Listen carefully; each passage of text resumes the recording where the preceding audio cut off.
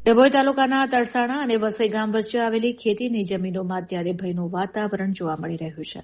મધ્ય ગુજરાત વીજ કંપની લિમિટેડની ઘોર બેદરકારીને કારણે ખેડૂતોના જીવ જોખમમાં મુકાયા છે. વીજ કંપનીના થાંભલા અને ટ્રાન્સફોર્મર જોખમી રીતે નમી પડ્યા હોવા છતાં તંત્ર ઘોર નિદ્રામાં હોય તેમ જણાય છે. તરસાણા મુકામે આવેલા સર્વે નંબર 84 વાળી જમીનમાં ટ્યુબવેલ આવેલો છે, જ્યાં વીજ કંપનીના થાંભલાઓ અને ટ્રાન્સફોર્મર પાયામાંથી નમી ગયેલા છે. થાંભલા નમી જવાને કારણે હાઈ વોલ્ટેજ વીજ વાયરો ખેતરમાં છેક નીચે સુધી લટકી રહ્યા છે, જે ગમે ત્યારે મોટી દુર્ઘટનાને આમંત્રણ આપી શકે છે. લટકતા વાયરોને કારણે ખેડૂતો માટે ખેતરમાં મજૂરી કરવી કે ટ્રેક્ટર ચલાવવું પણ અશક્ય અને જોખમી બન્યું છે. સ્થાનિક ખેડૂતોના જણાવ્યા અનુસાર આ બાબતે MGVCLના અધિકારીઓને અનેકવાર મૌખિક અને લેખિત રજૂઆતો કરવામાં આવી છે. ફરી પત્ર લખીને જાણ કરવા છતાં કોઈ પણ અધિકારી સ્થળ પર તપાસ કરવા માટે પણ તૈયાર નથી.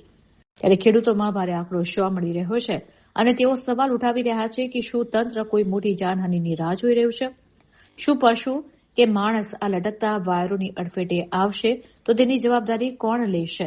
હાલ તો તરસાણા ખેડૂતોમાં રોષની લાગણી વ્યાપેલી છે. ગ્રામજનોએ ચીમકી ઉચ્ચારી છે કે જો વહેલી તકે થાંભલા સીધા કરી વાયરો ઊંચા લેવામાં નહીં આવે તો આગામી સમયમાં ઉચ્ચ કક્ષાએ ઉગ્ર રજૂઆત અને આંદોલન કરવામાં આવશે.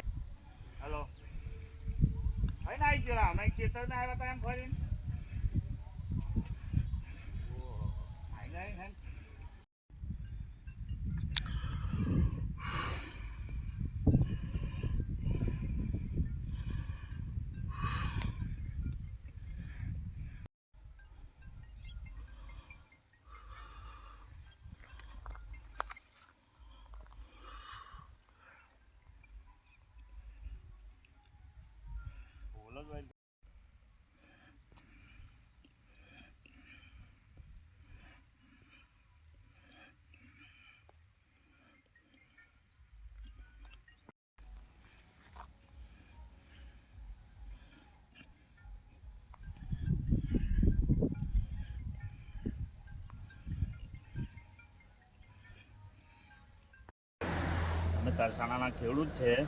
અમારે ટ્યુબવેલની વીજ લાઈન ગયેલી છે કે થાંભલા અને વાયરો ખૂબ નમી ગયેલા છે અને વારંવાર રજૂઆત કરવા તથા 22/4/2025ના રોજ લેખિતમાં આપેલ છે, પણ આજની સુધી કોઈ કાર્યવાહી કરેલ નથી અને વાયર એટલા બધા નીચે નમી ગયા છે કે નીચે રહીને છરકવું હોય કોઈ મજૂરને કે ટ્રેક્ટરને લઈને તો જોખમી થાય એવું છે.